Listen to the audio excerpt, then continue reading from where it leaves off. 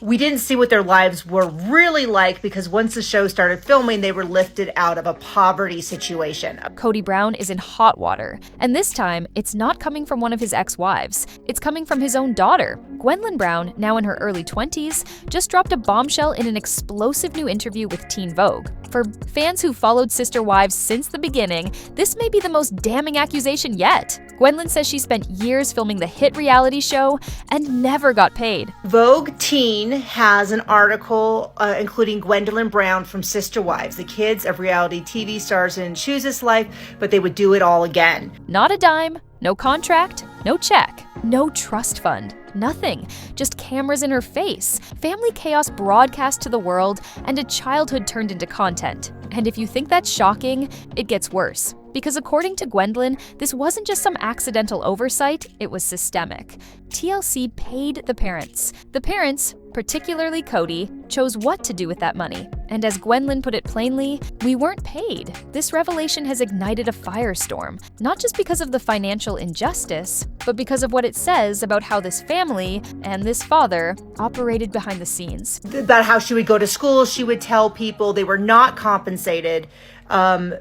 They consider the film crew their new uncles. The Brown children were the backbone of Sister Wives for over a decade. Viewers watched them grow up, go to prom, cry on couches, and navigate heartbreak, all on camera. But behind the scenes, they were being treated like unpaid extras in their own lives, and Kody, he was collecting the checks. It's hard not to see this as exploitation, especially when you realize how little agency these kids had. As Gwendlyn tells it, the show lifted the family out of poverty, but it left her feeling surveilled, silenced, and used. And it's not just about her. Her words are casting a shadow over every season of the show. Because if she wasn't getting paid, who else wasn't? What about the rest of the kids? What about the talking heads, the heart-to-hearts, the fights, the tears? Were those moments just handed over for free while the adults cashed in? This isn't just a family scandal, it's a reality TV reckoning. And the receipts Gwendlyn just brought might finally force people to ask, what has really been going on behind the scenes of Sister Wives? If you've been watching the latest seasons of Sister Wives, you've probably noticed something strange. Where are the kids? Not the toddlers or the teens still living under Kody's roof. We're talking about the other kids, the ones who used to be front and center, the ones who used to sit in those confessional chairs and tell you exactly how they felt about their father, their mothers, the family unraveling. But now, they're gone. They were not paid directly, but at some point her mom started paying her, but that they all benefited from the fact that they had a better standard of living. Or at least nearly invisible. No more Logan, no more Hunter, no more Aspen. Even Gwendlyn, who once brought sharp wit and raw honesty to the screen, hasn't been seen doing a talking head in ages. McKelty pops in occasionally. Madison has made a few appearances. Gabriel recently spoke about the devastating loss of his brother Garrison. Savannah has shown up too, but compared to earlier seasons, the shift is glaring. The once vibrant cast of Brown children has gone silent. And let's be clear, this isn't just a coincidence. Fans aren't buying the idea that it's just about growing up or moving out. There's a pattern here, and it's starting to look intentional. Because if you watch closely, the children who still appear regularly, those getting full scenes, full storylines, are almost entirely Kody and Robin's kids. Aurora, Brianna, Solomon, Ariella. The dynamic has shifted hard in favor of the one household still firmly in Kody's grip. And with that shift comes a bigger, uglier question. Is the airtime connected to loyalty? Or maybe something even simpler, like payment? Because now that Gwendlyn has confirmed there was no pay for the years she filmed, fans are starting to do the math. If the network pays the parents, and the parents decide how to distribute or withhold that money, then the kids' participation becomes entirely optional. And why would they opt in when there's nothing in it for them except emotional exposure and public scrutiny? Especially when they're not even allowed to control how their names are used. Even when they're not on screen, their stories get dragged into the drama. Breakups, disagreements, rumors, whatever serves the plot. So maybe it's not just that the older kids have better things to do, maybe they've realized what Gwendlyn is now saying out loud. Being on this show doesn't benefit them. It benefits Kody, it benefits TLC, and the kids, they're just the collateral. Let's talk about the money, because at the center of this entire scandal is a financial setup that's not just questionable, it's infuriating. According to Gwendlyn, the kids on Sister Wives weren't paid by TLC, not even a symbolic day rate. Why? Because they didn't have contracts. The contracts were with the parents. That's right. TLC allegedly handed over full control to Kody and the moms. And whether the kids got compensated at all, that was entirely up to the adults. And if Gwendlyn's account is accurate, Kody Brown took that loophole and ran with it. She says flat out, he didn't pay his kids. Not during filming, not after filming, not even when their personal stories were used to sell episodes. Think about how wild that is. This wasn't a blink and you miss it cameo. These kids were the emotional backbone of the series. Fans connected to them, their struggles, their milestones, their heartbreaks. And yet behind the scenes, while Kody was collecting paychecks and TLC was rolling in ratings, the children who made the show watchable were getting nothing. And no one, not the network, not the parents, was stepping in to change that. Now contrast that with Christine. According to Gwendlyn, her mother eventually started paying her children something. Maybe not much, but at least something. Gwendlyn says she received a certain amount per day or half day of filming, though it's unclear how much. Probably not a full share of the revenue, but enough to acknowledge that their time mattered. Christine may not have gotten it perfect, but it sounds like she tried to make it right, especially in the later years. Meanwhile, what was Kody doing? According to multiple sources, absolutely nothing. No pay, no contracts, no transparency. Which begs the question, if Gwendlyn hadn't spoken up, would we have ever known? It's almost like Kody was relying on the fact that his kids wouldn't talk, that they'd just quietly move on and leave the past behind. But the past doesn't stay buried when there are cameras involved. And now that Gwendlyn has cracked the door open, people are beginning to realize this wasn't just a bad parenting call. This might be a whole system, one designed to benefit the adults in charge, while silencing the kids who were used for storylines, all without a penny to show for it. Gwendlyn wasn't just any cast member on Sister Wives. She was one of the kids who grew up on screen, literally. When the show began in 2010, she was just 8 years old. At first, it was magical. She admits she was excited to be on TV. The family had been poor, and suddenly the cameras brought more than just fame. They brought stability. She called it a blessing at the time. She remembers going to school and subtly bragging to classmates about being on a reality show. She and her siblings would even compete to catch the attention of the camera crew, who they affectionately called their new uncles. For a while, it felt like a game. It felt fun. It felt like they had finally made it, but the magic didn't last. As Gwendlyn hit puberty, things started to shift, and not in a small way. That same camera crew that once felt like family began to feel like surveillance. The same scenes that once felt like memories became minefields. She says she started to feel stifled, like she could never have a bad day without it being on full display. Even though the production team wasn't filming in the kids' bedrooms, the emotional pressure of always being on started to erode her sense of privacy. She remembers one moment in particular, storming out of the house in teenage frustration, letting out a yell of pure exhaustion, and then realizing a camera was pointed right at her. She was mortified. Thankfully, that moment never made it to air, but the feeling stuck with her. The shame, the exposure, the loss of control. In her own words, all that anger and all that publicity, I wanted the attention as a kid, but now, poor me. That line cuts deep, because it's not just a reflection, it's a confession. Gwendlyn is looking back at her younger self and realizing just how much she didn't understand, how many boundaries were never set, how many moments she thought were hers that were, in fact, owned by producers and repackaged for millions of viewers. And even now, after stepping away from the show, she can't fully escape. Her name still comes up, her storylines still surface. Because when your parents control the narrative, you never really get to walk away. What's worse, this isn't just Gwendlyn's story. It's the story of nearly every Brown child who grew up under those lights. They didn't sign up for this. And now, as adults, they're left sorting through the emotional debris of a childhood that was scripted for someone else's benefit. It wasn't just the cameras that shaped Gwendlyn's childhood, it was what those cameras chose to capture. The birthdays, the family trips, the school milestones, moments that most people get to experience privately, were framed, lit, edited, and broadcast to millions. And for a while, Gwendlyn says she appreciated that. There was a part of her that liked being able to rewatch old vacations like family movies. It gave her a scrapbook of sorts, memories she could revisit. But those sweet moments came with a cost. Because in between the laughter and the road trips were scenes of raw pain, awkward puberty, and deep family dysfunction, divorce, fights, public shame, the kind of stuff most kids would never want immortalized.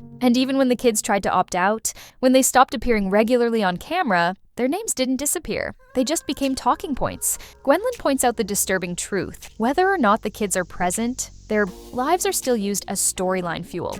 If one of them makes a personal decision, it might suddenly be part of a confessional. If someone cuts ties or sets a boundary, it could be repackaged as drama. These aren't just mentions, they're narrative tools. And as long as the parents hold the contracts, the children's stories stay up for grabs. That's what makes all of this feel so much heavier than a paycheck issue. It's about control. These kids weren't just unpaid workers. They were emotional laborers, expected to reveal themselves, to expose their vulnerabilities, and to keep their composure while the adults in their lives cashed in. And for what? Not just exposure, not just drama, but a show that, according to Gwendlyn, ended up hurting more than helping. She talks about feeling stifled, surveilled, caught in emotional spirals with no place to hide. The kind of hurt that doesn't just fade with time, it leaves a mark. What makes this all even more disturbing is the way Sister Wives has framed these kids as part of its wholesome family image. The Brown children were held up as evidence that the plural marriage system could work, that the family was strong and loving, that the experiment wasn't failing. But behind the scenes, the cracks were already showing,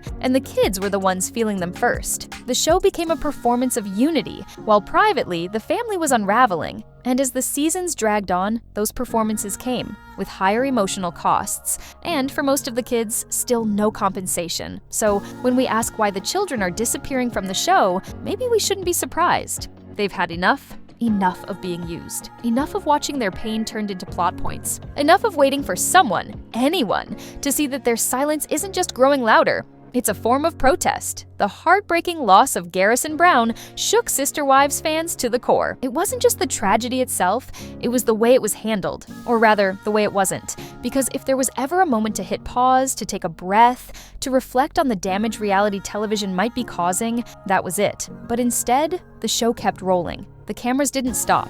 The drama didn't slow down. And that silence, the refusal to break from business as usual, spoke volumes. What should have been a moment of collective mourning became yet another scene in the Brown family saga. And for many, that was the final straw. Garrison's passing should have prompted Kody to reevaluate everything. Not just his parenting, but the entire ecosystem he helped create. A system where children were turned into characters, where privacy was an afterthought, and where vulnerability was sold to the highest bidder. But instead of a reckoning, there was more posturing, more episodes, more dysfunction packaged for prime time.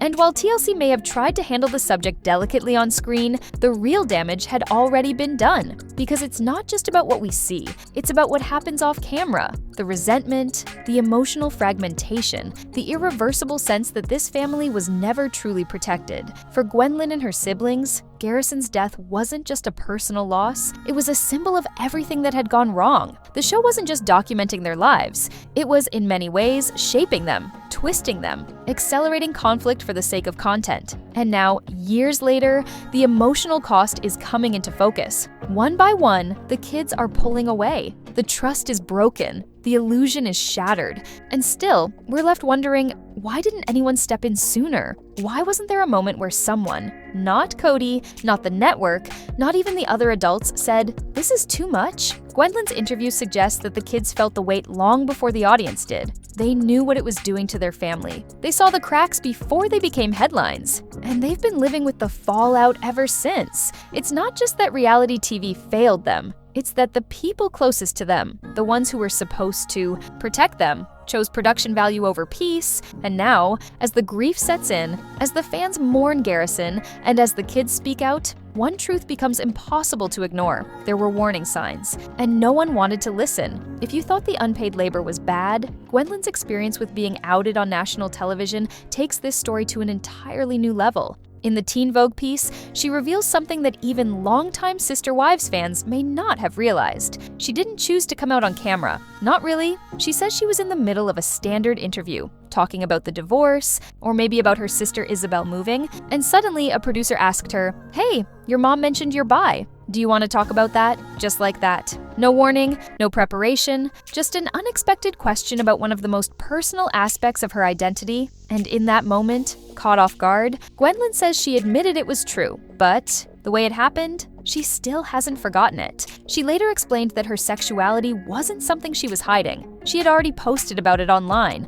on Twitter, on Instagram, but there's a massive difference between casually sharing something with your followers and having it dissected, commodified, and edited into a national television storyline. She wasn't hiding who she was, but she also wasn't ready to hand it over to TLC for ratings. And yet, there it was, because her mother had told a producer, and because a producer decided that moment was too good to pass up. But that's not even the worst of it. Gwendlyn also said that when she eventually came out to her family, Robin, Kody's only remaining wife, was furious. Not because she was queer, but because she hadn't saved the moment for the show. Let that sink in. Robin wasn't angry about Gwendlyn's identity. She was angry that her coming out didn't happen in front of a camera, as if the most intimate, vulnerable moment in a young woman's life should have been reserved for a perfectly lit confessional, as if it was a missed opportunity, as if her identity was content. And while Gwendlyn has never slammed Christine outright, there's a shadow over the moment her mom shared that detail with producers. Whether it was intentional or not, that act took away Gwendlyn's agency. It made her identity part of the storyline. And in the world of sister wives, once something becomes part of the storyline, it doesn't belong to you anymore. It belongs to the show. She recalls stumbling through an awkward explanation of bisexuality, how she was attracted to men, women, and other gender spectrums. She now cringes at how unprepared she was, how flustered she felt. And who wouldn't? No one should be forced to explain themselves on command, especially when they're just figuring it out themselves. Gwendlyn wasn't hiding, she was surviving. And the fact that her mother's casual comment triggered an entire on-camera moment speaks volumes about how little control these kids really had. One of the defenses the Brown parents have leaned on when asked about compensation is the claim that they paid for their kids' college and cars. And while on the surface that might sound generous, Gwendlyn's revelations make it clear. It's not nearly as clean or fair as they'd like you to believe. For starters, college isn't payment. It's not a paycheck. It's not income. It's not money that the kids could use to build a life, save for a home, or create financial independence. It's a parental responsibility, one that plenty of families strive to meet, reality show or not. And yet, Kody and others have painted it like a grand reward, a favor, a trade-off, as if unpaid reality TV labor somehow earns you a used car and partial tuition, but the receipts don't exactly back that up either. Gwendlyn has said that her mom Christine eventually began paying the kids a bit for filming, but she couldn't even say how much, just that it wasn't a fair share. She acknowledged there were small amounts handed out per day or half day on camera. Meanwhile, Kody, still radio silent. Not a single credible report that he paid any of his kids for their years of work. And when it comes to the supposed college funds, that narrative falls apart fast. Because if education was really being taken care of, why did so many of the boys turn to the military for school support? Hunter went to the Air Force Academy. Garrison joined the National Guard. Peyton served as well. These weren't just patriotic decisions. They were strategic. The military pays for education, and that's a red flag. If these boys had robust college funds set aside from the show, would they have needed to sign up? Would they have chosen years of service, structure, and risk just to get their degrees? And if there were savings, where did that money go? The same goes for the cars. Yes, some of the kids got vehicles, but not the kind of flashy, high-end wheels you'd expect from a family that had been on television for over a decade. We're talking about $2,000 or $3,000 cars. Modest, used, practical. For a lot of families, that's generous. But for kids who were literal cast members on a long-running cable hit, it's insulting. These weren't gifts. They were band-aids.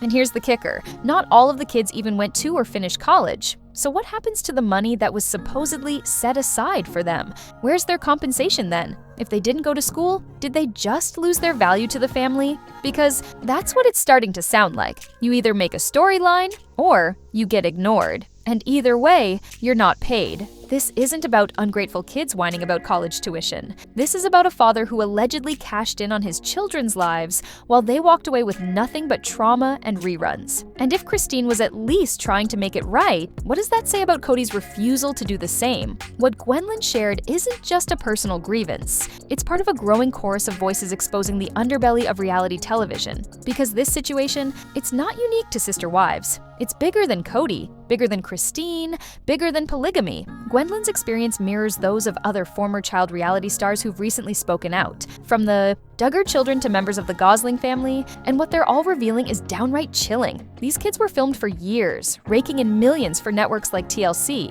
but the vast majority of them were never compensated. Why? Because of a massive, intentional loophole, they weren't considered actors. And because of that, they weren't protected by union rules, screen time limits, or child labor laws that apply to scripted television. In traditional film and TV, child actors are protected by the Screen Actors Guild. They have strict rules about work hours, education, and, most importantly, money. A portion of every paycheck has to be placed in a trust fund the child can access when they turn 18. But in reality TV, those rules don't apply. Because reality stars aren't acting, networks argue, they're just being themselves. And so those protections evaporate. No unions, no work permits, no trust funds, just parents signing contracts, and kids being pulled along for the ride. TLC, in particular, has a long and unsettling history with this. From John and Kate +8 to 19 kids and counting, the network has repeatedly been accused of building empires on the backs of unpaid children. Gwendlyn, Jill Duggar, and others have begun connecting the dots. Not only does TLC not pay the kids directly, but they deliberately film in states with lax labor laws, locations where parental consent is enough, and kids don't need contracts. It's not just an oversight, it's strategy. And let's be honest, it works. The viewers fall in love with the families. The drama feels real, the tears feel raw, but behind the scenes, these networks are allegedly exploiting children for millions while giving them nothing in return. Even the statement TLC gave in response to the Teen Vogue article was evasive. They said compensation is handled in accordance with contractual commitments and applicable laws. Translation, we paid who we had to, that's it. No acknowledgement of the kids, no apology, no plan to change anything. It's a disturbing pattern, and Gwendlyn's brave decision to speak out may be the latest crack in a very large dam. Because once people start realizing how many children were turned into unpaid laborers for the sake of family entertainment, it gets a lot harder to pretend these shows are harmless. The question now isn't just whether Kody exploited his kids, it's whether an entire industry has been doing the same thing for decades and how many more stories are still waiting to come to light. If there's one thing Gwendlyn Brown has made clear, it's that silence is no longer an option. Her words weren't vague, they weren't sugar-coated. She stood in her truth and told the world exactly what happened, that she and her siblings were filmed for years without pay, that their personal lives were mined for storylines, and that their pain was treated as entertainment. And in doing so, she didn't just call out her father, she exposed an entire system, one that thrives on blurred boundaries and avoids accountability by design. What she's done isn't just brave, it's necessary. Because if these kids, now young adults, don't speak up, who will? Gwendlyn's story is emotional, yes, but it's also damning. It forces us to re-examine everything we thought we knew about sister wives, about TLC, about reality TV itself. These weren't just passive background figures, these were children with feelings, futures, and voices that were suppressed in favor of production schedules and ratings goals. The fact that Gwendlyn can still recall the sting of being jumped by a producer, or outed on camera, or watching her father refuse to compensate her shows just how deep the wounds still run. These aren't just memories, they're traumas, and they're finally being named. What's even more powerful is how her words echo far beyond the Brown family. Every child who's grown up in front of reality TV cameras, whether from a polygamous family, a conservative Christian household, or a messy divorce saga, has been subjected to the same structural failure. No contracts, no protection, no guarantee of fairness. And yet the networks keep profiting, the parents keep filming, and the kids, they're left to deal with the emotional and financial aftermath. So where does that leave Kody Brown? Publicly, he hasn't responded to the claims, but fans have already made up their minds. For many, this was the final nail in a very long coffin. The father who once stood on a soapbox preaching family unity now looks like a man who let his children be exploited and may have actively participated in that exploitation. And even if he thought he was doing the right thing at the time, the damage is done. Gwendlyn's story can't be unheard. The spotlight is shifting, and this time, it's not flattering. Maybe this is the beginning of a new chapter. one where former child reality stars take back their narratives, demand what they're owed, and finally reclaim the privacy they were never given. Or maybe it's just one voice in a long line of others that networks will try to ignore. Either way, Gwendlyn Brown has done something extraordinary. She's taken a story that was never really hers to control and wrestled it back. Now the question is, do you think the entire industry needs to change? Or is this just one family's failure in a much bigger system? Be sure to like, subscribe, and stay tuned. The next video on your screen is waiting, and trust me, you won't believe what's coming next.